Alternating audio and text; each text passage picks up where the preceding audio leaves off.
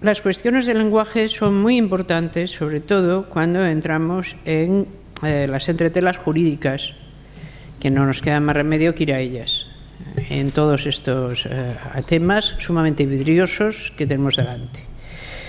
Creo que tenemos delante, y sobre todo, como bien hemos remarcado varias veces, una cuestión minoritaria. Es que es muy importante saber que es una cuestión minoritaria, porque se nos olvida.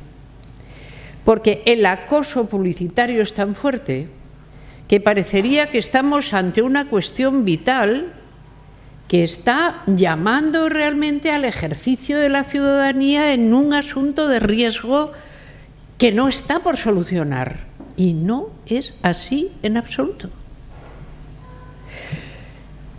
Es bastante más riesgo, aunque ciertamente no hay por qué mezclar los temas, la no adopción de criaturas ya nacidas que están entregadas a las instituciones y que no encuentran familia. Hay muchas más. Para colocar esto en el mercado, no debemos olvidar quién empezó a colocarlo. Es posible que Baby M haya sido el caso que permitió, desde lo que yo entiendo, como un abuso de derecho total, como un abuso de derecho, decir que un contrato primaba sobre la propia maternidad biológica. Yo ya no es esto cómo puede defenderse, sobre todo porque ahí no existía el subterfugio genético. El material genético lo era de la persona que había dado a luz a la criatura. Y con todo, se decidió que, bueno, prevalecía el contrato en cualquier caso. ¿Cómo estas mismas personas han intentado, las que ahora se dedican a esto y le llaman técnica de reproducción asistida? Por partes. El lenguaje es importante, esto no es ninguna técnica de reproducción asistida, ¿vale? Es que si empezamos a admitir el lenguaje del otro, estamos perdiendo los límites en los cuales la discusión tiene sentido. Esto no es una técnica de reproducción asistida.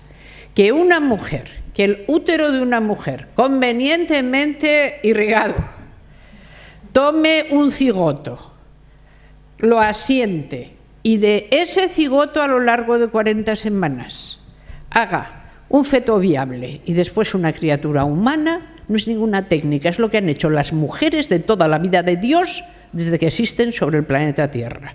Eso se llama gestar y parir, pura y simplemente. Y sus aspectos técnicos se reducen a la nada. Ahora bien, sí que hay una bonita intromisión. La bonita intromisión es que a esa mujer siempre se le va a implantar el óvulo de otra. Y se van a hacer dos cosas con ella, además. Una, implantarle el óvulo de otra. ¿Para qué? Para que su capacidad de filiación, de demostrar la filiación, quede por lo menos severamente entre paréntesis diciendo, si no es tu material genético siquiera. Es decir, una indocumentada confianza en la genética que desprecia la epigenética completamente para justificar simplemente la apropiación posterior de la criatura en función del contrato que se ha realizado. Pero esa no es la única cosa que se hace. Es decir, ¿para qué necesitaría una mujer el óvulo de otra? Para nada. Quien lo necesita es el negocio. Esa mujer no lo necesita para nada, tiene sus propios óvulos, que quizá de paso se le han pedido para uso posterior en otras. Es decir, estamos asistiendo ya a un tren de locura colectiva en cuanto al manejo de los propios recursos genéticos. Pero bueno, esa es una. Dos, una mujer a la que se va a convencer de que a pesar de ser madre no lo es. Esta parte de la llamada técnica, que no es tal técnica, sí que tenemos que iluminarla. Porque cuando decimos, aunque esto afecta a muy pocas personas, afecta mucho a lo que se entiende por maternidad y a lo que se entiende por feminidad, es decir, está afectando a la estructura de valor, por eso nos importa tanto. El asunto es el siguiente, hay que producir, y estas personas lo hacen en sus clínicas, el desapego de la madre respecto de la criatura que está gestando. Yo no quiero meterme con Marcelo Palacios respecto de lo de que es que las mujeres tienen más apego que los varones. Conozco a mujeres muy despegadas, conozco a varones que son unos San Josés, es decir, todo hay en la viña del Señor, pero evidentemente a lo largo de una gestación, sobre todo cuando la gestación pasa del 4º mes, cuando los movimientos de la criatura son percibidos, es decir, que se produce el fenómeno del apego, eso es indudable, porque es que si no, no seríamos humanos. Bien, ¿de qué se trata de interrumpirlo? ¿Mediante qué? Mediante técnicas psicológicas que solo pueden ser comparadas al lavado de cerebro. Las mujeres son obligadas a pasarse horas al día palpándose el vientre y diciendo no es mío, no es mío, no es mío, para que en el momento en que se produce el parto la disociación esté poco menos conseguida. Poco más o menos conseguida. Una disociación de esa naturaleza no se produce sin herida. Es imposible. Pero es que hay heridas para más gente, pero como no hay tiempo para tanto y tenemos más días, voy a fijarme solo en algunas cosas que importan. Tú has producido la disociación y he dicho hasta el momento del parto. ¿Qué parto? En la mayoría de los países como India no hay parto. Hay siempre cesárea, porque un parto pondría en peligro el negocio. Un parto es, al fin y al cabo, una situación difícil que puede durar horas y que puede salir mal. ¿Cómo vas a poner en peligro eso? ¡Ras! ¿Cuántas cesáreas aguanta una mujer? Vale. Saben que se está haciendo esto, ¿no? Cesárea tras cesárea. Les voy a contar algo para que nos pongamos... Es decir, ¿por qué hay que mantener los valores como las murallas? Porque si dejamos caer las murallas, quedamos inermes ante lo que pueda pasar. El caso extremo se puede producir siempre. No es que estemos diciendo el caso extremo se produce todos los días, no, pero se puede producir. Miren, terremoto de Nepal. Terremoto de Nepal. En Nepal hay una serie de clínicas dedicadas a esto con mujeres nepalíes. Durante 2-3 días en el aeropuerto de Nepal, que está reducido, bueno, a polvo lo que es el edificio terminal, que no era gran cosa. Y la pista, bueno, una pista donde dabas unos botes que decías, pues esto porque bota el avión, no es normal, ¿no? Bien, está prácticamente... Se hace una reparación rápidamente para que aterricen aviones. Y aterrizan aviones israelíes en Nepal. ¿Para qué? Una serie de mujeres que han sobrevivido al terremoto son forzadas en ese momento a acabar la gestación, se les quita a los niños, se las deja allí en el medio del terremoto, del hambre y de tal, y se les largan con las criaturas en el avión. Esto decimos, ¿es inhumano? ¿A que sí? Bueno, pues se puede producir si uno admite estas lógicas. Entonces, el problema es, aunque esto afecte a muy pocas personas, la lógica moral en la que se inscriben es perfectamente repugnante y da origen a estos casos extremos intolerables, de los que no se nos informa, por supuesto. Será mucho más fácil que, puesto que la mitad de los comitentes, por llamarlos así, son publicistas, o gente que vive muy cercanamente al mundo, con mucha cercanía al mundo de la publicidad, será mucho más fácil cualquier documental de los que llamamos serie Pocahontas, ¿no?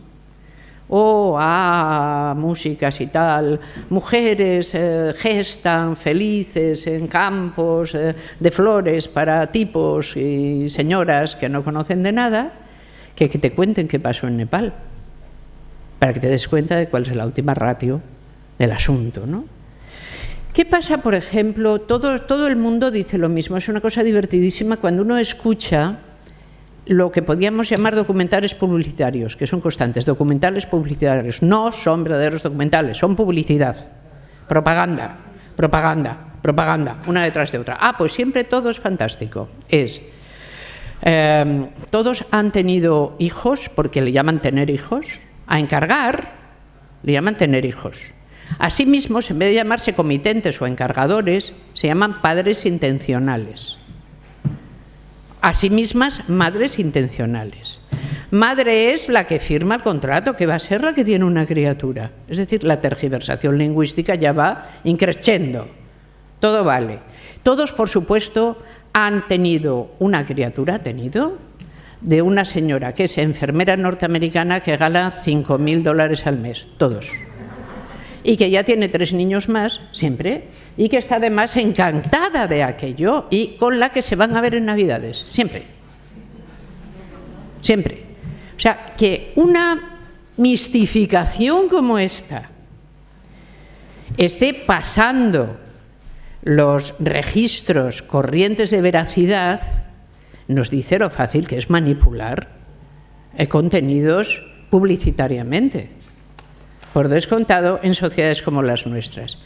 Pero fíjense, California, que es la meca, en efecto, la meca de la cosa cara, ¿no? Luego la cosa barata ya está en India, está en Nepal, ahora en Tailandia no. Es decir, cada país que abrió esto lo está cerrando por muy buenas razones, aunque solo sea por no dar la impresión de que son un mercado neocolonial sus mujeres. Es muy fuerte y después de todo los que se lucran bastante, pero como no son bastante gente, no son bastante poderosos. Tienen mucho más poder los lobbies de la prostitución. Claro que puede haber un puente entre un lobby y otro, no lo descartemos. Sabemos que se han producido casos. Las que ya no valen para una cosa pueden ser dedicadas a otra.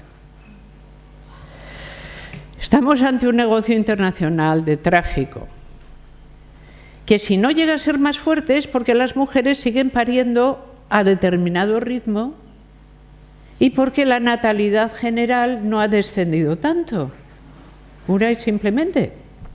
Es decir, porque esto está bajo el esquema del capricho todavía. No es un problema social, la baja de natalidad no se supliría diciendo abramos las puertas a que cada cual haga lo que quiera.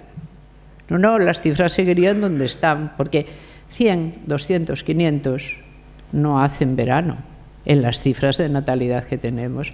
Pero ¿qué pasa? Y esto ya es pincelada última por gusto.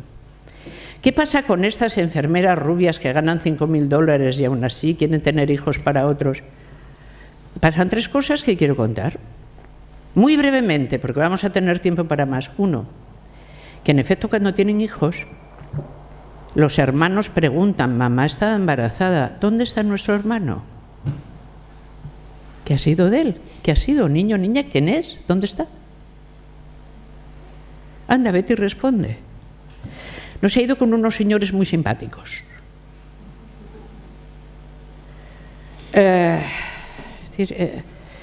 Se exige de la naturaleza humana cosas que contravienen a cómo la naturaleza humana fue edificada, incluso en sus momentos más torpes. Cuando tú, por ejemplo, dices, no, gestaciones de estas no, por supuesto, gestaciones comerciales jamás, gestaciones solo altruistas y dentro de la familia. Dices, estupendo, ¿qué te quieres cargar el esquema de filiación? ¿Tú sabes cómo ha sido el proceso por el que llegamos a ser humanos, en los cuales los esquemas antropológicos de filiación han sido un núcleo centralísimo? ¿Y te crees que puedes tocar eso? Ahora mi hijo es mi nieto y de paso este que era mi cuñado es mi primo y el otro dice, a ver un momento. ¿Y todo para qué? Para que alguien ponga su supuesta carga genética a correr por el mundo. Los valores consensuados exigen de una sociedad mucha cautela y prudencia en las cosas que admite y las que no. Evidentemente, cuando alguien puede estar orgulloso de decir yo fui el que logró que se abriera la puerta porque hice una petición en Change.org, oye, y logré 1000 firmas, y tú dices, olé, ¿así se escriben los valores? Tú haces una petición en Change.org, el canibalismo debería ser admitido, hay gente que quiere ser devorada, ¿por qué se lo vais a impedir? La hominización como si no existiera. Yo ya sé que los conocimientos antropológicos no son precisamente demasiado corrientes, pero hay que tenerlos en cuenta. Por último, es el tema de los vientres de alquiler, los encargantes y todo un tema especialmente feminista. No, es un tema de ética. puramente de ética compartida, un fortísimo tema de ética. Pero ¿qué pasa? Ha acabado en la agenda feminista. ¿No es el tema principal de la agenda feminista? No, el tema principal de la agenda feminista sigue siendo la paridad. Estar presentes en todos los ámbitos de poder, entre otras cosas porque si estás ahí te dejarán de contar estas milongas. Sin embargo, ¿debemos abordar el tema? Parece que sí, porque compromete a la nación misma de qué le puedes hacer a una mujer, igual que el tema de la prostitución. O sea, ¿hasta qué punto tú puedes usar a una mujer como si fuera una carcasa? Y vuelvo a Nepal y termino. O sea, allí quedaron las carcasas, ya estaban vacías, no hacían falta para nada, ¿no? ¿Para qué llevárselas y librarles de la terrible situación en que quedó Nepal, sin agua, sin comida y sin nada? Entonces, este es un tema de pura ética, un tema que de pura ética ha arribado al feminismo, pero en el que yo creo nos tenemos que medir necesariamente. Creo que es una agenda sobrevenida, la he llamado así, no es la agenda principal, es una agenda que nos ha sobrevenido, pero está ahí y creo que la vamos a ganar. Porque en este tema, quien hace estas cosas juega con la publicidad contra la verdad y trata de evitar a toda costa que se sepa realmente lo que está haciendo.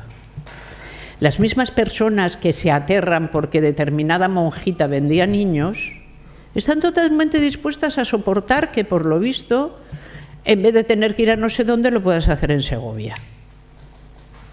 Y esto lo que nos indica es que hay una fuerte manipulación a la que hay que hacer frente. Yo lo que veo es que cuando nos dan ocasión de explicar qué ocurre, esto baja bastante el diapasón y la tendencia cambia. Yo he observado de 2 años para acá un cambio de tendencia desde la aceptación inargumentada por el famoseo de que esto por qué iba a ser malo, a que la gente se pregunte seriamente, quiero saber más de esto, quiero saber qué es, quiero saber si tengo que aprobarlo.